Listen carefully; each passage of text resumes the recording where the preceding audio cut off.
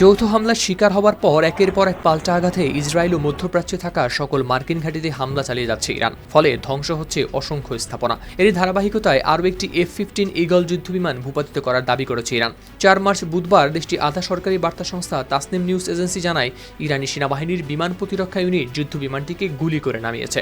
এর আগে ইরানের বিপ্লবী গার্ডের সামরিক অভিযান সংক্রান্ত শাখা খতম আল আনবিয়া সেন্ট্রাল হেডকোয়ার্টার্স ঘোষণা দিয়েছিল, দেশটির স্থানীয়ভাবে তৈরি আকাশ প্রতিরক্ষা ব্যবস্থায় ইরান কুয়েত সীমান্তে 3টি মার্কিন যুদ্ধবিমান ভূপাতিত করা হয়েছে।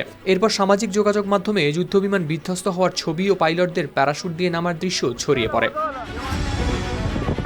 কুয়েতের প্রতিরক্ষা মন্ত্রণালয় এই ঘটনার কথা স্বীকার করলেও পরে যুক্তরাষ্ট্র ও কুয়েতের পক্ষ থেকে বলা হয় এটি সম্ভবত ফ্রেন্ডলি ফায়ার বা ভুলবশত নিজেদের ছোড়া ক্ষেপণাস্ত্রের আঘাতে ঘটেছে। এই ঘটনায় পাইলটরা নিরাপদে ইজেক্ট করতে সক্ষম হয়েছে বলেও জানা গেছে। মধ্যপ্রাচ্যে চলমান উত্তেজনার মধ্যে যুদ্ধবিমান ভূপাতিতের এই দাবিগুলো সংঘাতকে আরও জটিল করে তুলছে। তবে ঘটনাগুলোর অনেক তথ্য এখনও স্বাধীনভাবে যাচাই করা সম্ভব হয়নি। হাওলাদার শামীম, RTV।